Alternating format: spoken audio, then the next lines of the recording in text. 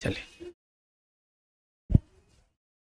आज हम लोग देखेंगे मराठा का भाग 3 और इसके संदर्भ में देखेंगे कि शिवाजी का प्रशासन क्या था। आज हम लोग सबसे पहली बात हेडिंग देते हैं मराठा भाग 3, मराठा का प्रशासन। मराठों का प्रशासन, प्रशासन भाग 3, भाग 3, ये भाग 3। इसमें हमको देखना है कि शिवाजी ने अपने विजित राज्यों के लिए प्रशासन कैसे चलाया, उनकी प्रशासनिक व्यवस्था क्या थी, उसने सेल्फ डेवलपमेंट किया या किसी से प्रेरित होकर के किया। तो ये सारे बातों पर हम लोग ध्यान से देखते हैं। तो सबसे पहली बात देखिए, शिवाजी ने क्या किया। शिवाजी ने अपने विजित क्षेत्र के लिए, अपने विजित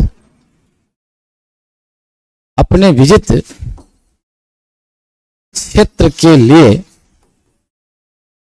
प्रशासनिक व्यवस्था अपनाई। प्रशासनिक व्यवस्था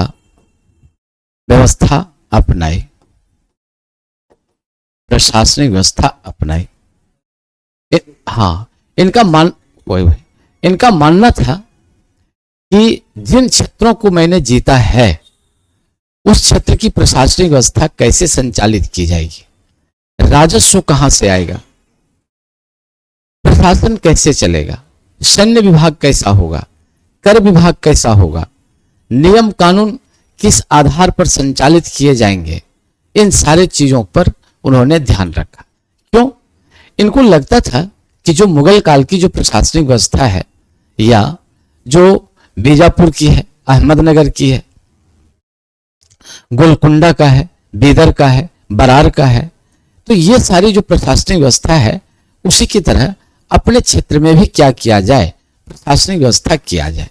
और जब ये प्रशासनिक व्यवस्था होगी तभी जाकर के जितने बड़े क्षेत्र को जीते हैं उनका सही ढंग से सदुपयोग होगा, राजस्व की प्राप्ति होगी, कराधान प्रक्रिया जारी रहेगा और तभी लोगों को इस समझ में आएगा कि जो कार्य मैं कर रहा हूं, हिंदू राज्य की स्थापना कर रहा हूं, स्वराज की स्थापना कर रहा हूं, उनकी स्थिति क्या होगी। उनकी स्थिति मुगलों से बेहतर होगी या बीजापुर से बेहतर होगी, गोलकुंडा से बेहतर होगी, बीदर से, बरार से बेहतर होगी। क्यों? लोगों की मानना यही होता है कि मुझे एक ऐसी प्रशासनिक व्यवस्था चाहिए जहां मैं सुख चैन से रह सकूं, अपना समय बिता सकूं, रोजगार मिल सके, शांति मिल सके, क्या हो सके, मैं सम्मान के साथ अपनी जिंदगी जी सकूं और धन जन और सुरक्षा मुझे मिल सके। ऐसे प्रशासन की कामना लोग करते हैं। इसीलिए शिवाजी ने इसी बात को ध्यान में रख करके ऐसी प्रशासनिक व्यवस्था को अपनाई। तो कहा जाता है कि शिवाजी की जो अपनी प्रशासनिक व्यवस्था थी वो अपना नहीं था, उन्होंने कहीं से लिया था और उनकी प्रशासनिक व्यवस्था पर सबसे ज्यादा जो प्रभाव पड़ा था वो किसका प्रभाव पड़ा था? बीजापुर का, अहमदनगर का, उनकी प्रशासनिक व्यवस्था पर प्रभाव पड़ा था। कुछ व्यवस्थाएं उन्होंने मुगलों से भी लिया था। क्यों? ये स्वयं का जो प्रशासनिक व्यवस्था था ये अपना प्रशासनिक व्यवस्था डेवलप नहीं कर पाया। क्यों? इसलिए कि आपको मैंने पहले भी बताया था कि ये लोग क्या करते थे, जो मराठा लोग होते थे वो किनके यहाँ कार्य करते थे, वो जाकर के आपका अहमदनगर में कार्य करते थे, बीजापुर में कार्य करते थे, गोलकुंडा में कार्य करते थे, बीदर में कार्य करते थे। तो वहीं से इन लोगों ने प्रशासनिक व्यवस्था और सैन्य व्यवस्था को क्या किया था, ये समझा था। और यही कारण है कि बीजापुर से, अहमदनगर से शिवाजी की प्रशासनिक व्यवस्था क्या थी, प्रभावित थी। लेकिन इनका थोड़ा बदला हुआ रूप था, वो हूबहू नहीं था बल्कि थोड़ा सा ये बदला हुआ रूप था। और अपने प्रशासन को चलाने के लिए शिवाजी ने क्या किया, अष्टप्रधान नामक संस्था का गठन किया, अष्टप्रधान की नियुक्ति की। तो देखिएगा शिवाजी ने क्या किया, प्रशासनिक व्यवस्था को संचालित करने के लिए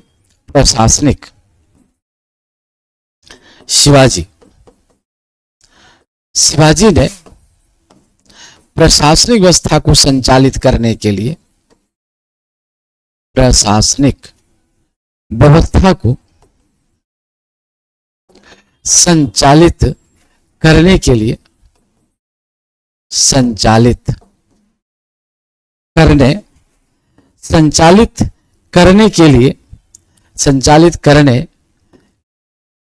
करने के लिए अष्टप्रधान की नियुक्ति की। ये किन की नियुक्ति की? अष्टप्रधान। ये अष्टप्रधान की इसने क्या किया? ये नियुक्ति किया, अष्टप्रधान की नियुक्ति किया, अष्टप्रधान की नियुक्ति किया। तो ये जो अष्टप्रधान है यही जाकर के इनका सबसे बड़ा चीज था। और ये पूरे प्रशासनिक व्यवस्था को क्या करते थे? ये संचालित करते थे, ये अष्टप्रधान के द्वारा। अष्टप्रधान में क्या था? तो इतिहासकारों का मानना है कि इसमें 8 मंत्री होते थे और यही 8 मंत्री के पास क्या था? अलग अलग विभाग था। सभी अपने अपने विभाग के क्या थे? मालिक थे, यानी अपने अपने विभाग को अपने अनुसार से चलाते थे, स्वविवेक के अधिकार से थे। वह स्वायत्त शासी निकाय के रूप में थे। विभाग का डेवलपमेंट करना इनके हाथ में था। मंत्री का तो माने यही होता है कि भाई यदि आप मंत्री हैं तो आप अपने विभाग का क्या करिए? डेवलपमेंट करिए। विभाग कैसे आगे बढ़ेगा, उनकी गुणवत्ता क्या होगी, उस विभाग में जो कार्य किए जा रहे हैं लोगों का कल्याण होगा या नहीं होगा, वह लोक कल्याणकारी होगा या नहीं होगा। भाई इसीलिए विभाग का बंटवारा कर दिया जाता है। और विभाग का बंटवारा करने का मतलब होता है कि आप क्या करिए? वैज्ञानिक तरीके से किसी भी कार्य को आगे बढ़ाइए, यानी उनके हर कार्य में क्या हो? कार्य कुशलता हो, विशेषज्ञता हो, गुणवत्ता हो, तभी किया गया कार्य लोगों तक क्या होगा? सफल होगा, लोगों को लाभ पहुंचेगा, लोग इनसे लाभान्वित होंगे और आपकी जो प्रशासनिक व्यवस्था होगा, आपकी जो कार्य प्रणाली होगी, उनकी बड़ाई होगी। लोग समझेंगे कि भाई जो कार्य किया जा रहा है वह बहुत ही अच्छा है, बेहतर है और क्या है? लोक हित में है, लोगों के कल्याण के लिए है। इसी बात को ध्यान में रख करके शिवाजी ने क्या किया? अष्टप्रधान की नियुक्ति किया। अब कुछ लोगों का कहना है कि इसमें 8 मंत्री थे, लेकिन बहुत सारे विद्वानों ने कहा ये मंत्री नहीं थे, ये लोग सचिव मात्र थे। ये क्या था? परामर्शदात्री संस्था थी, सलाहकारी संस्था थी। केवल इनका काम क्या था? सलाह देना था, प्रशासनिक व्यवस्था में सलाह देना था। मानना या ना मानना शिवाजी पर निर्भर करते थे कि शिवाजी उनकी बात को माने या ना माने, दिए गए सलाह को लागू करे या ना करे, ये उन पर निर्भर करता था। ऐसा नहीं था कि यदि कोई सलाह दे दिया गया या यदि कोई कार्य कर दिया गया तो उनकी प्रशासनिक बाध्यता होगी लागू करना, ऐसा नहीं था। इसलिए इतिहासकारों ने लिखा ये मंत्री नहीं थे बल्कि ये क्या थे? ये सचिव थे। तो इसके संदर्भ में ये बात कहा गया कि वास्तव में अष्टप्रधान में जो अष्टप्रधान में है, वास्तव में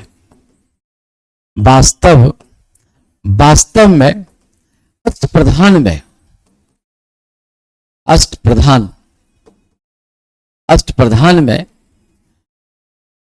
जो 8 मंत्री थे, जो 8, देखिएगा कितने सदस्य हैं? 8। जो 8 मंत्री थे वो मंत्री नहीं बल्कि सचिव थे, बल्कि वास्तविक रूप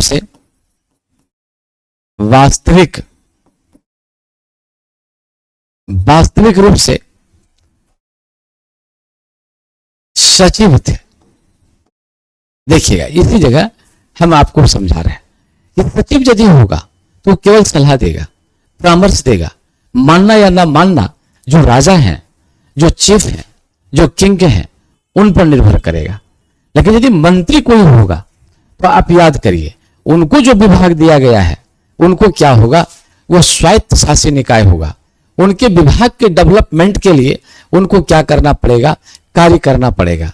यदि वो कार्य नहीं करते हैं या विभाग सफल होता है या असफल होता है तो वो उनके मतलब क्या कह सकते हैं कि आप उनके लिए वो उत्तरदायी है कि विभाग की सफलता और असफलता के लिए उत्तरदायी कौन होगा? वो मंत्री होगा। उनको पूर्ण छूट होता है कि अपने विभाग को कैसे हम आगे बढ़ाएं, अपना जो कार्य दिया गया है उसको कैसे लोक हित के लिए कार्य करें, जनहित के लिए कार्य करें, ताकि जनता, ताकि प्रजा अधिक से अधिक इससे क्या हो सके, लाभ उठा सके और इस जो कार्य है, जो कार्यक्रम है, इसका लाभ उनको अवश्य मिले। इसीलिए ये बात कहा गया है। तो यहां पर ये मंत्री थे, लेकिन ये सचिव, इतिहासकार ने कहा कि भाई ये मंत्री नहीं थे। यदि मंत्री होता तो विभाग का क्या करता? कुशल संचालन करता, विभाग के विकास के लिए कार्य करता, जो उसमें किसी का हस्तक्षेप नहीं होता। वास्तव में ये लोग क्या थे? सचिव थे, और सचिव सलाह दे सकता है, परामर्श दे सकता है। जब इनका परामर्श या सलाह मानना या ना मानना वो राजा पर निर्भर करता है। तो इसीलिए इसको हम लोग क्या कहते हैं? ये सचिव थे। खैर, अब वो जो कुछ भी हो, ये इतिहासकारों की मान्यता है। अभी इसमें कहा गया कि इसमें अष्टप्रधान में 8 मंत्री थे। तो ये 8 मंत्री कौन कौन थे, इस बात को आप देखिएगा। ये 8 मंत्री थे, ये 8 मंत्री। तो 8 मंत्री का क्या था? इनका अलग अलग विभाग था। सब अपने अपने विभाग में क्या करते थे? अपने कार्य करते थे। तो वो कौन कौन विभाग था, सो सुनिए। तो सबसे पहला विभाग था इनका पेशवा। ये क्या था? पेशवा। और पेशवा क्या होता था? ये जाकर के ये प्रधानमंत्री होता था। ये पेशवा क्या था? ये प्रधानमंत्री था। ये प्रधानमंत्री था। ये पेशवा प्रधानमंत्री था। ये सभी विभागों के प्रधान होते थे। ये बहुत महत्वपूर्ण पदाधिकारी था। ये हमेशा प्रत्येक विभाग पर ये क्या करते थे? ये निगरानी रखते थे, उनके कार्य कुशलता को देखते थे, किस आधार पर कार्य किया जा रहा है। जो कार्य किया जा रहा है वो आम जनता के लिए हित में होगा या नहीं होगा, कार्य करने की प्रणाली क्या है, प्रक्रिया क्या है, इसमें क्या कार्य करना चाहिए, क्या कार्य नहीं करनी चाहिए, किन बारीकियों को अपनाना चाहिए, किन बारीकियों को, किन चीजों को नहीं अपनाना चाहिए, इन सारी बातों पर ध्यान देना मूल काम किसका था? ये पेशवा का था, प्रधानमंत्री का था। यानी संपूर्ण प्रशासनिक व्यवस्था इन्हीं के नेतृत्व में संचालित होती थी। इसीलिए इनको क्या माना गया? ये पेशवा माना गया। और मैंने कहा कि ये पेशवा क्या था? सर्वाधिक महत्वपूर्ण ये क्या था? ये पद था। इसके बाद दूसरा चलिएगा, सर-ए-नौबत। ये क्या था? सर-ए-नौबत। देखिएगा, सर-ए-नौबत। ये सर-ए-नौबत। सर-ए-नौबत क्या है? ये जाकर के सैन्य विभाग है। ये क्या है? सैन्य विभाग। सैन्य विभाग, सैन्य विभाग। तो आप जानते हो कि प्रशासन जो चलता था राजतंत्र में, उसमें सेना की अहम भूमिका होती थी। उसमें लोक कल्याणकारी राज्य की व्यवस्था नहीं थी। किसका व्यवस्था था? सेना की व्यवस्था थी। यदि आपका सैन्य ताकत मजबूत है तो सत्ता आपकी चलेगी, और यदि सैन्य ताकत मजबूत नहीं है तो सत्ता आपकी नहीं चलेगी। सत्ता को चलाने के लिए क्या चाहिए था? शक्ति था। और शक्ति के लिए क्या चाहिए था? आपका सेना चाहिए था। तो कहिएगा सर कि आज क्या हाल है? आज ठीक है, लोक कल्याणकारी राज्य है, सरकार हर हमेशा आप पर निगरानी रखती है, आपके सुख दुख में वो हाथ बटाती है। कोई भी दिक्कत होता है सरकार तुरंत आपके लिए तैयार रहती है। लेकिन इनके बावजूद भी सेना को मजबूत बनाए हुए रखा है। बिना सेना का आंतरिक दुश्मन, बाह्य दुश्मन पर विजय नहीं प्राप्त किया जा सकता है। यदि आपको प्रशासनिक व्यवस्था को, शासन को, प्रशासन को, बाह्य दुश्मन को, आंतरिक दुश्मन पर नियंत्रण कायम करना है तो सेना रखना ही होगा। इसी सिद्धांत को लेकर के शिवाजी ने क्या किया था? यही सर-ए-नौबत ये क्या बनाया था? सैन्य विभाग बनाया था। और सेना के बदौलत ही उन्होंने किसको मात दिया था? मुगलों को मात दिया था। किन को दिया था? बहमनी को मात दिया था। जो कि मैंने कहा था कि बहमनी 5 भागों में बट गया था: बीजापुर, अहमदनगर, बीदर, बरार और गोलकुंडा। इसीलिए ये बात इन्होंने सेना को बड़ा ध्यान में रखा, मजबूत सेना बनाया और सेना का उद्देश्य था आंतरिक और बाह्य सुरक्षा किसको प्रदान करना, लोगों को प्रदान करना और क्षेत्र विस्तार में मदद करना। यही क्या था, सर ए नौबत, ये था सर ए नौबत। नेक्स्ट पॉइंट आप इसका देखिएगा, ये जो सर ए नौबत है। तीसरा था चिटनिस, चिटनिस, ये तीसरा था चिटनिस। तो चिटनिस क्या था, ये पत्राचार विभाग था। यानी मान लिया जाए कि कोई पड़ोसी राज्य है या कोई विदेशी राज्य है, उसमें कोई राजदूत आ रहा है, किसी के साथ पत्राचार करना है, तो पत्र में क्या लिखना है, पत्र में किन बातों का उल्लेख करना है, ताकि दोनों के साथ डिप्लोमेटिक रिलेशन, राजनयिक संबंध स्थापित किया जा सके। इसीलिए यहां पर क्या कर दिया गया, चिटनिस, ये है पत्राचार विभाग। भाई बिना पत्राचार का, पत्राचार विभाग, आप जानते हैं कि बिना संवाद का कोई बात नहीं बनती है। इसलिए शिवाजी ने सोचा था कि भाई संवाद करने के लिए एक विभाग होना ही चाहिए। क्यों, प्रशासन में यदि संवाद बंद हो जाए तब फिर प्रशासन चलाना क्या हो जाएगा, असंभव हो जाएगा। इसी बात को ध्यान में रखते हुए उन्होंने क्या बनाया था, चिटनिस विभाग बनाया था। चौथा, ये क्या बनाया था, सुमंत विभाग। ये सुमंत था। सुमंत क्या था, ये विदेश का कारोबार देखते थे, ये विदेश विभाग को देखते थे, ये विदेश विभाग को देखते थे। यानी विदेशों के साथ कैसा संबंध होना चाहिए, ये किसका काम था, ये सुमंत का काम था। ये विदेश से होने वाले जो राजनयिक संबंध था या जो डिप्लोमेटिक रिलेशन था, उनके लिए कार्य करते थे, पड़ोसियों के साथ करते थे, विदेशों के साथ करते थे, ताकि इसकी आंतरिक व्यवस्था और बाह्य व्यवस्था में किसी प्रकार का खलल ना पड़े। ये सुमंत था। पांचवा बात में क्या था, मजमुआदार। ये था मजमुआदार। ये पांचवा व्यवस्था था मजमुआदार। मजमुआदार क्या करता था कि जितना आय व्यय हुआ उनका ये क्या करते थे, लेखा जोखा करते थे। आय व्यय का लेखा जोखा रखना, आय व्यय का लेखा जोखा रखना, लेखा जोखा रखना। अब स्वाभाविक बात है, आप भाई प्रशासन चला रहे हो और कितना आया कितना खर्च हुआ, भाई ये तो रखना पड़ेगा। यदि आप ये नहीं रखते हैं तो फिर प्रशासन में जो खर्च है वो कैसे होगा, कहां से आय आ रहा है, कितना खर्च हो रहा है, किस विभाग पर खर्च हो रहा है, खर्च यदि हो रहा है तो वह उचित हो रहा है या अनुचित हो रहा है। इन सारे बातों पर जायजा लेने के लिए क्या बनाया गया था, मजमुआदार। आप कहोगे सर वर्तमान में ऐसी कोई व्यवस्था है क्या, तो भाई अभी सीएजी है आपका। आप देखो कंप्यूटर ऑडिटर जनरल है, वह भी यही काम करता है, ऑडिट करता है कि भारत सरकार का पैसा कहां से आ रहा है और किन मद में ये क्या हो रहा है, खर्च हो रहा है। और यदि ये काम न करे, आय व्यय का लेखा जोखा न रखे, तो स्वाभाविक बात है कि कभी भी व्यवस्था नहीं चल सकती है।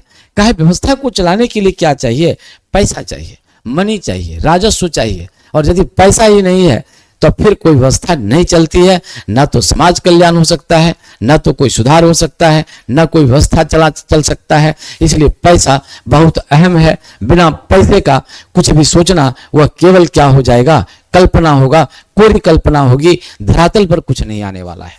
देखिए अब छठा बात इसमें देखिएगा, ये छठा में ये कौन बात लाए थे भाई, ये 4 5 6 6 में ये कौन लाए, देखिएगा इसने यहां 6 में ले आया आपका, ये हम लोग कहते हैं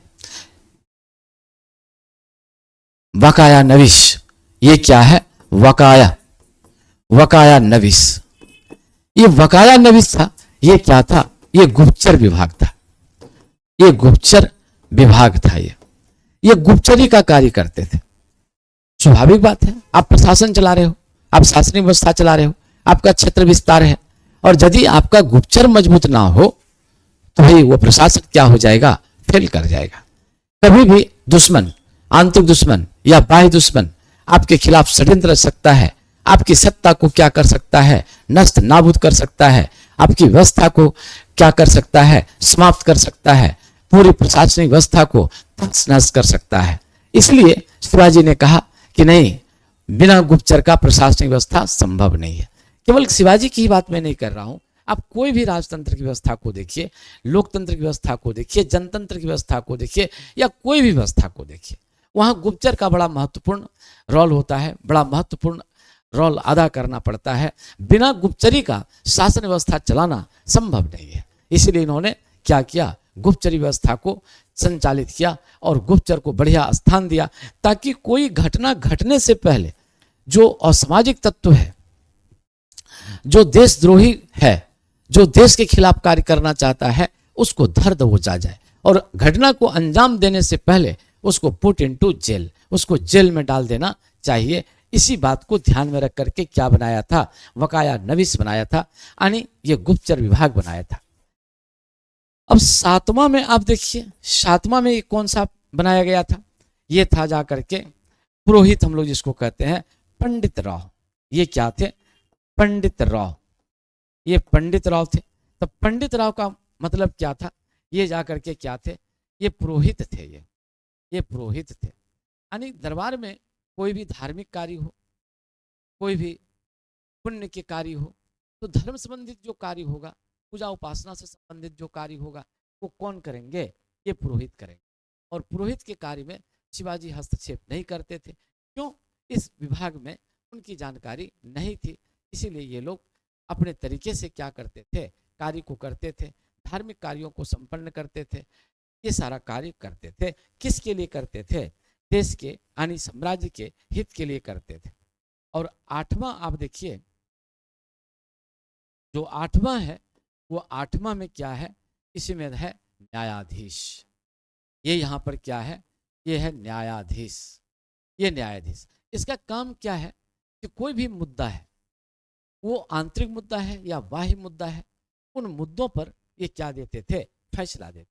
यानी कोई भी उपजा हुआ विवाद, ये उपजा हुआ, ये उपजे हुए विवाद पर, उपजे हुए ये विवाद पर ये क्या करते थे, विवाद पर अपना निर्णय देते थे, अपना निर्णय देते थे। जैसा कि आज कोर्ट में होता है, आप सिविल कोर्ट जाइए, क्रिमिनल कोर्ट जाइए, या हाई कोर्ट जाइए, सुप्रीम कोर्ट जाइए, ठीक उसी प्रकार से ये क्या था, ये भी न्याय विभाग था और इनका काम था न्याय व्यवस्था को देखना और न्याय देना, इनका मूल कार्य था।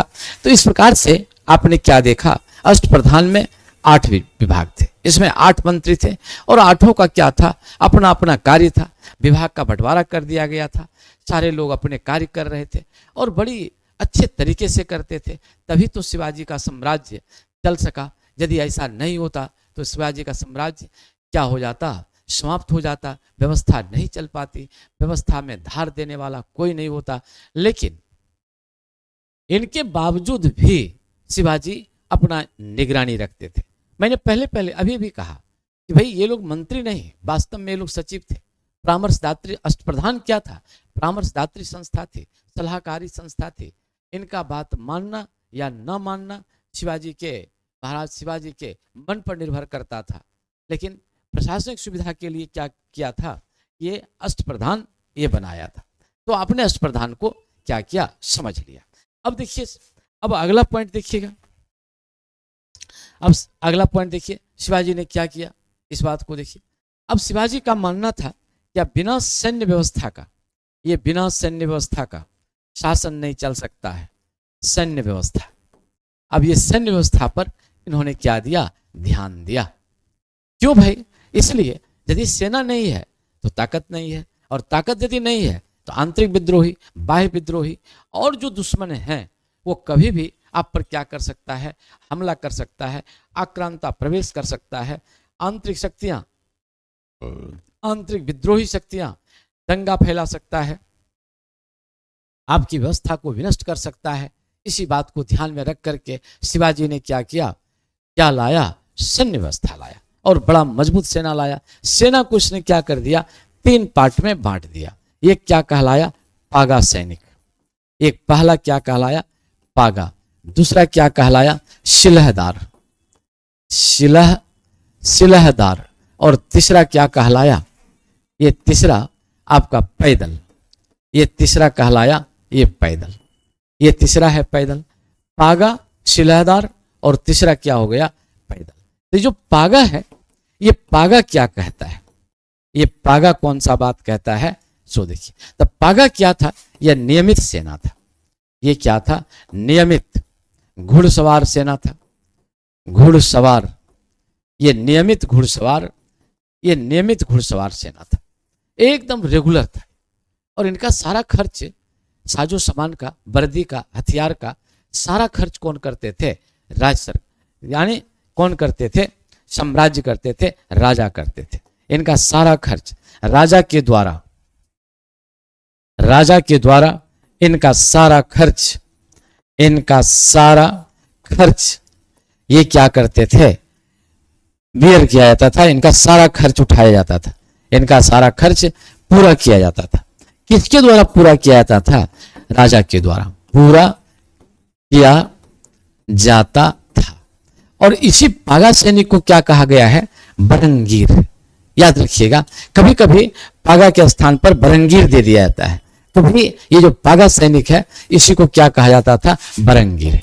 ये पागा सैनिकों को, पागा सैनिकों को, पागा सैनिकों को ये क्या कहा जाता था, बरंगीर। ये बरंगीर, बरंगीर भी कहा जाता था, कहा जाता था, ये बरंगीर भी कहा जाता था। अब इसके बाद दूसरा सैनिक जो इसका आया भाई, वो कौन आया, वो आया सिलहदार। वो दूसरा जो सैनिक आया वो आपका आया सिलहदार। देखिए दूसरा सैनिक है, ये है सिलह, ये सिलहदार, ये दूसरा सैनिक है इसका सिलहदार। सिलहदार कैसा था, यह अनियमित सेना था, ये नियमित नहीं था। और इनका जो खर्च उठाता था वो स्वयं उठाता था। ये राज्य सरकार, राज्य सरकार से मतलब मेरा है कि शिवाजी जो शासन में थे वो नहीं उठाते थे, साम्राज्य के द्वारा इसका खर्च नहीं उठाया जाता था, ये अपना खर्च स्वयं उठाते थे। ये क्या था, अनियमित घुड़सवार सेना था। अनियमित, अनियमित घुड़सवार, अनियमित घुड़सवार सेना, यह अनियमित घुड़सवार सेना था। इनका खर्च ये स्वयं उठा, अपना खर्च स्वयं उठाते थे, अपना खर्च स्वयं उठाते थे, स्वयं उठाते थे। इसको हमेशा नहीं बुलाया जाता था। जब युद्ध हो या किसी प्रकार का बात हो तब इनको बुलाया जाता था, युद्ध के अवसर पर ही बुलाया जाता था। युद्ध के अवसर पर, युद्ध के अवसर पर इनको क्या किया जाता था, बुलाया जाता था। और इस अवसर पर इनको क्या दिया जाता था, भत्ता दिया जाता था। इस अवसर पर इन्हें भत्ता प्रदान किया जाता था। इस अवसर पर इन्हें भत्ता प्रदान किया जाता था, भत्ता प्रदान किया जाता था। तो ये क्या था आपका, ये था सिलहदार। तो सिलहदार नियमित सेना नहीं थी। जब युद्ध होता था या किसी प्रकार का हमला होता था या कहीं हमला करने के लिए जाना पड़ता था तब जाकर के सिलहदार को बुलाया जाता था। और उसको, इनको कोई वेतन नहीं दिया जाता था, वर्दी नहीं दी जाती थी, कोई प्रकार का हथियार नहीं दिया जाता था। ये सब स्वयं अपना ये क्या करते थे, उठाते थे और उसी के आधार पर ये क्या करते थे, अपना कार्य करते थे। हाँ, युद्ध के दौरान जिस समय ये कार्य करे होते थे उस समय इनको भत्ता दिया जाता था। तो कहिए कैसे सर, जैसे कि आज होमगार्ड लोग हैं, भाई होमगार्ड तो नियमित नहीं है। होमगार्ड को जब इलेक्शन होता है तो होमगार्ड को बुला लिया जाता है, या किसी प्रकार का कोई बड़े कार्यक्रम किया जा रहा है और उसमें सीधे सिपाही की कमी हो जाती है तो किसको बुला लिया गया, होमगार्ड को बुला लिया। जितना दिन वो काम किया उतना दिन का उनको क्या दे दिया गया, भत्ता दे दिया गया। फिर वो क्या हुआ, लौट के चला गया। यही काम कौन कर रहे थे, शिवाजी का कौन सेना के रूप में था, ये था सिलहदार के रूप में था। और तीसरा जो था इनका, ये तीसरा थर्ड, ये थर्ड में जो था ये था पैदल, ये था पैदल। यही बड़ा महत्वपूर्ण था, ये पैदल सैनिक। यही क्या था, गुरिल्ला युद्ध था। ये सर्वाधिक महत्वपूर्ण था। ये सर्वाधिक, ये महत्वपूर्ण महत्वपूर्ण सैनिक था। ये महत्वपूर्ण सैनिक था, ये महत्वपूर्ण सैनिक था। ये बड़ा पारंगत होते थे युद्ध लड़ने में, गुरिल्ला युद्ध लड़ने में ये लोग क्या थे, माहिर थे। छापामार युद्ध में इनका कोई जोड़ नहीं था। ये देखते देखते सूरत बदल देते थे, देखते देखते दुश्मनों पर ये विजय हासिल कर लेते थे। इसीलिए पैदल सैनिक पर शिवाजी को क्या था, बड़ा विश्वास था। तो ये, और इसमें खास करके जो भर्ती किया गया था, मावल के किसानों को भर्ती किया गया था। मावल प्रदेश के किसानों को क्या किया गया था, भर्ती किया गया था। किसानों को ये भर्ती किया गया था, ये भर्ती किया गया था। मावल के किसानों को इसमें क्या किया गया, भर्ती किया गया। इस प्रकार से आपने इनका क्या देख लिया, सेना देख लिया। अब पैसा कहां से आएगा भाई? अब जो राजस्व के लिए इन्होंने क्या किया, राजस्व की जब बारी आई, कर विभाग, ये कर टैक्सेशन, ये है टैक्स, ये कर विभाग में इसने कौन सा काम किया, इस बात को अब आप देखिए। कर के दौरान इन्होंने कौन सा काम किया, इस बात को आप ध्यान से देखिएगा। कर में क्या है, इसने दो प्रकार का कर लगाया। एक कर क्या लगाया, पहला कर हुआ चौथ, ये क्या हुआ चौथ। और दूसरा कर क्या लगाया, ये लगाया सरदेश मुखी, सरदेश, ये सरदेश मुखी। ये दोनों बराबर पूछता है, एकदम एग्जामिनेशन ओरिएंटेड है। कुछ याद हो या ना हो, ये वाला याद रहे। ये हर हमेशा, चाहे वह बीपीएससी का एग्जामिनेशन हो, यूपीएससी हो, पीसीएस हो, रेलवे हो, एसएससी, कोई भी एग्जामिनेशन, हम ये नहीं कहते हैं कि भाई ये केवल हायर ग्रेड के एग्जामिनेशन में पूछा जाता है। मेरा कहना है कि कोई भी एग्जामिनेशन हो, मे बी एनी एग्जामिनेशन, छोटा हो या बड़ा हो, इसको देखा गया है एग्जामिनर के द्वारा, हर बार इसको पूछा गया है। लेकिन थोड़ा सा यदि हायर एग्जामिनेशन में पूछा जाता है तो थोड़ा सा इनका रूप बदल दिया जाता है, थोड़ा क्वेश्चन लंबा कर दिया जाता है, लेकिन पूछा जाता है। तो आइए देखिए ये चौथ क्या है, इस बात को देखिए। तो शिवाजी जो चौथ लेते थे, ये कहां से लेते थे, तो चौथ का जो था इनका, ये चौथ ये अपने विजित क्षेत्र से वसूलते थे। पहला बात, अपने विजित क्षेत्र से वसूलते थे, विजित क्षेत्र से, विजित क्षेत्र से ये क्या करते थे, वसूलते थे, वसूलते थे। ये विजित क्षेत्र से वसूलते थे, यानी जो क्षेत्र इसने जीत लिया, मान लीजिए हैदराबाद का क्षेत्र जीत लिया, या केरल का क्षेत्र जीत लिया, या कोई भी क्षेत्र हो, वो क्षेत्र, जिस क्षेत्र को इसने जीता, उस क्षेत्र से ये लोग क्या करते थे, चौथ वसूलने लगते थे। और ये चौथ जो वसूलता था, इसका मूल कारण ये था, इसका इतिहासकार का कहना है कि चौथ का जो उद्देश्य था कि आप यदि चाहते हैं कि मराठा का आक्रमण मेरे यहाँ ना हो, तो आप चौथ दो। तो भाई यदि आप चौथ दीजिएगा तो आपके ऊपर मराठा का आक्रमण नहीं होगा, मराठा आक्रांता आप पर हमला नहीं करेगा, आप सुरक्षित रहेंगे, आपको किसी प्रकार का दिक्कत नहीं होगा। इसके बदले में आपको क्या देना पड़ेगा, जजिया देना पड़ेगा। Yes right.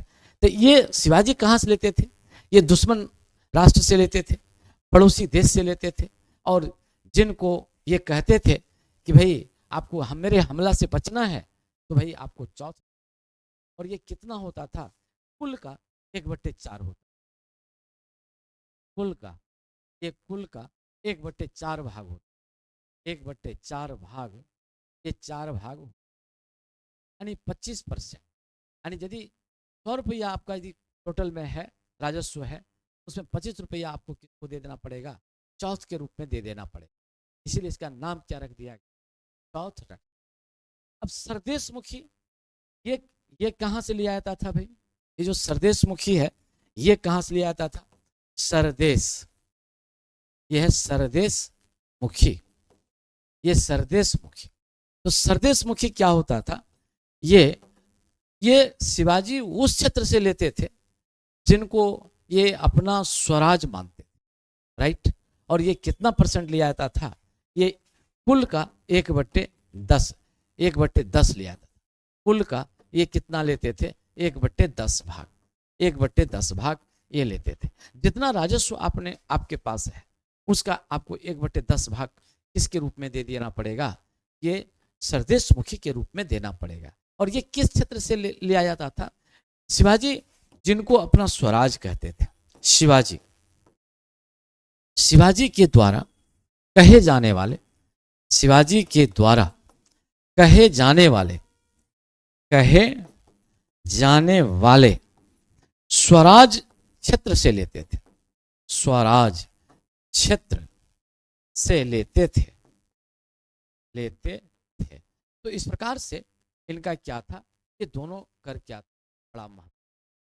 और आप जानते ही हैं कि शिवाजी ने क्या कराया, भाई भूमि का सर्वेक्षण करा दिया। आखिर जो कर लेगा, इसने क्या करवाया, भूमि का सर्वेक्षण करवाया।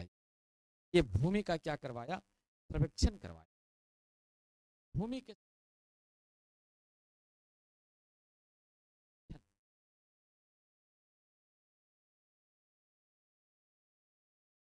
तत्वों के द्वारा, अन्नो जी तत्व याद रखिए,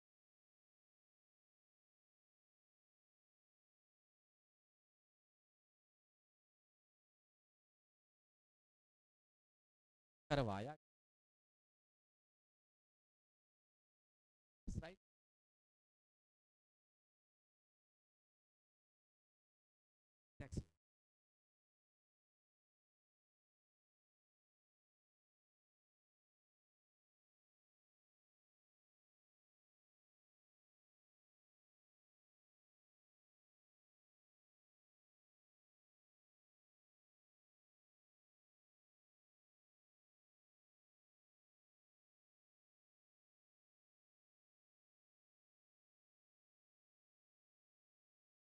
रैयत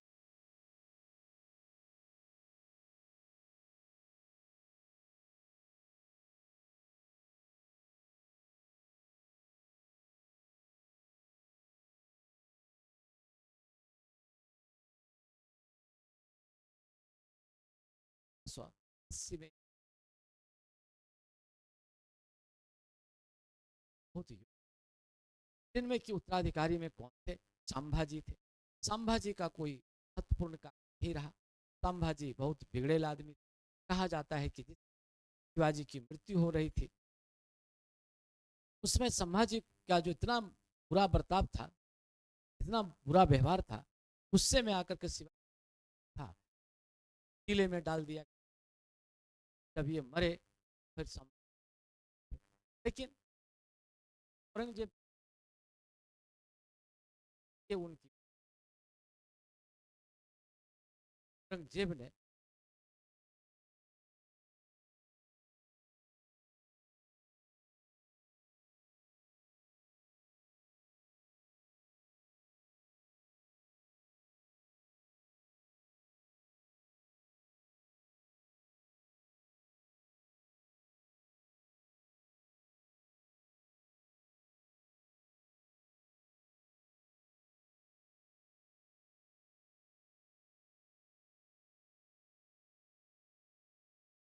इसके बेटे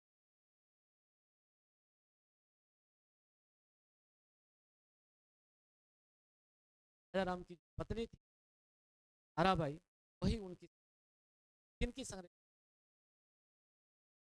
बेटे शिवाजी का संरक्षक। तक क्या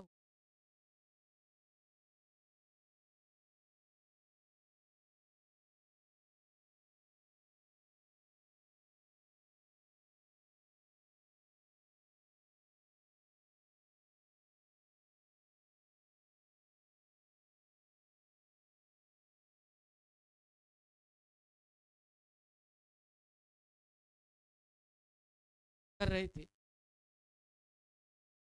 लड़ाई लड़ा। और लड़ाई कौन, खेड़ा का लड़ाई, खेड़ा का क्या, खेड़ा का लड़ाई